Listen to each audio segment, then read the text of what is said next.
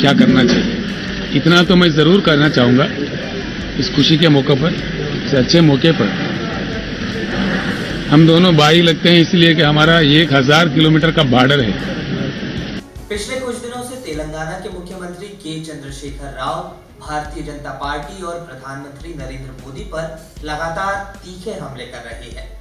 हाल में केसीआर ने कहा था कि बीजेपी को तो बंगाल की खाड़ी में डुबो देना चाहिए। इसके अलावा उन्होंने प्रधानमंत्री मोदी और गुजरात मॉडल को लेकर ऊपर शेरवानी अंदर परेशानी जैसी बातें भी कही है। संसद में 3 तलाक और आर्टिकल 370 को लेकर बीजेपी का समर्थन करने वाले केसीआर अचानक बीजेपी के खिलाफ क्यों हो गए? इसके पीछे केसीआर की क्या है रणनीति? आइए आपको बताते हैं। तेलंगाना के मुख्यमंत्री के चंद्रशेखर राव ने रविवार को महाराष्ट्र के मुख्यमंत्री उद्धव ठाकरे और एनसीपी प्रमुख शरद पवार से मुंबई में मुलाकात की। दोनों नेताओं के साथ बैठक के बाद तेलंगाना के सीएम केसीआर ने कहा कि देश को अब नए एजेंडे, नए विजन के साथ चलाने की जरूरत है। केसीआर के मुताबिक शरद पवार से इस पर उन्होंने विस्तार से चर्चा कर एनसीपी प्रमुख का आशीर्वाद भी लिया।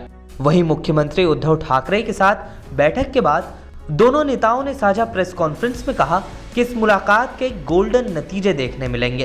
पिछले कुछ समय से मुख्यमंत्री के चंद्रशेखर राव ने बीजेपी के खिलाफ हमलावर तेवर अपना रखे हैं। हाल में प्रधानमंत्री नरेंद्र मोदी के तेलंगाना दौरे के कुछ दिन पहले ही केसीआर ने कहा था कि बीजेपी को बंगाल की खाड़ी में डुबो देना चाहिए। केसीआर ने 1 फरवरी को आए बजट की आलोचना करते हुए कहा था कि इस बजट में कोई दिशा नहीं है और यह गोलमाल बजट है। केसीआर ने कहा था कि वह बजट को एक बड़ा 0 देते हैं। इससे कुछ दिन बाद जब 5 फरवरी को प्रधानमंत्री नरेंद्र मोदी तेलंगाना के दौरे पर आए, तब भी मुख्यमंत्री के चंद्रशेखर राव पीएम को रिसीव करने एयरपोर्ट नहीं पहुंचे थे। इसके अलावा केसीआर ने मोदी के वेशभूषा बदलने की आलोचना करते हुए कहा था कि पीएम चुनाव के लिए अपनी पोशाक बदलते हैं। विकास का गुजरात मॉडल का मजाक उड़ाते हुए उन्होंने उसे ऊपर शेरवानी अंदर परेशानी कहा था। लेकिन यह भी सच है कि केसीआर का रवैया प्रधानमंत्री नरेंद्र मोदी और बीजेपी के खिलाफ हमेशा से ऐसा नहीं था। 3 तलाक, नोटबंदी और जीएसटी जैसे मुद्दों पर केसीआर की पार्टी तेलंगाना राष्ट्रीय समिति ने बीजेपी का संसद में समर्थन किया था। इसके अलावा पिछले राष्ट्रपति और उपराष्ट्रपति चुनाव में भी केसीआर ने बीजेपी का समर्थन किया था।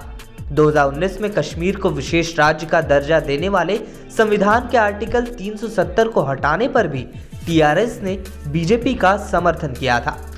फिर अचानक ऐसा क्या हो गया कि केसीआर ने बीजेपी के खिलाफ अब मोर्चा खोल दिया है? जानकार इसके पीछे तेलंगाना में अगले साल होने वाले विधानसभा के चुनाव को वजह मानते हैं। केसीआर इस वक्त बीजेपी को राज्य में दुश्मन नंबर 1 मानकर चल रहे हैं। लोकसभा चुनाव 2019 में निजामाबाद सीट टीआरएस के हाथ से निकलने के बाद पार्टी की चिंता बढ़ गई थी। यहां से केसीआर की बेटी कविता चुनाव लड़ रही थी। उन्हें बीजेपी के डी अरविंद ने हराया, जबकि 2014 में इसी सीट से कविता ने 1,67,000 के बड़े अंतर से चुनाव में जीत दर्ज की थी।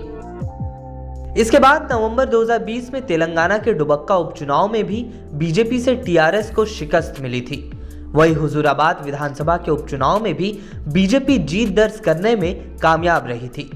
इसके अलावा हैदराबाद में 2020 में हुए नगर निगम चुनाव में भी बीजेपी ने शानदार प्रदर्शन करते हुए अपनी सीटों की संख्या 4 से बढ़ाकर 48 कर ली थी, जबकि टीआरएस का आंकड़ा 99 से खिसक कर 56 पर आ गया था।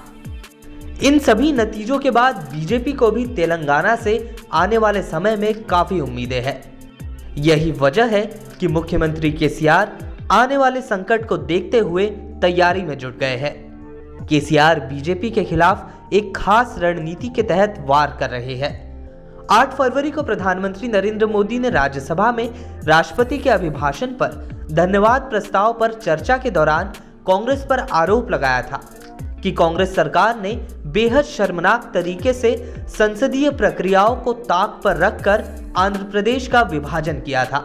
माइक बंद कर दिए गए, पेपर स्प्रे का इस्तेमाल किया गया और कोई चर्चा नहीं हुई। केसीआर प्रधानमंत्री मोदी के इसी बयान को तेलंगाना बनने के विरोध से जोड़ रहे हैं। टीआरएस ने पीएम मोदी के इस बयान के खिलाफ राज्य में जगह जगह विरोध प्रदर्शन भी किया। और यही नहीं, राज्यसभा में टीआरएस ने विशेषाधिकार हनन का नोटिस भी दिया था। इससे साफ है कि केसीआर आने वाले चुनाव में तेलंगाना अस्मिता को मुद्दा बनाकर बीजेपी और मोदी को घेरने का मैदान तैयार करने में अभी से जुट गए हैं। इस वीडियो में फिलहाल के लिए बस इतना ही। देश दुनिया की तमाम खबरों के लिए बने रहिए लोकमत हिंदी के साथ।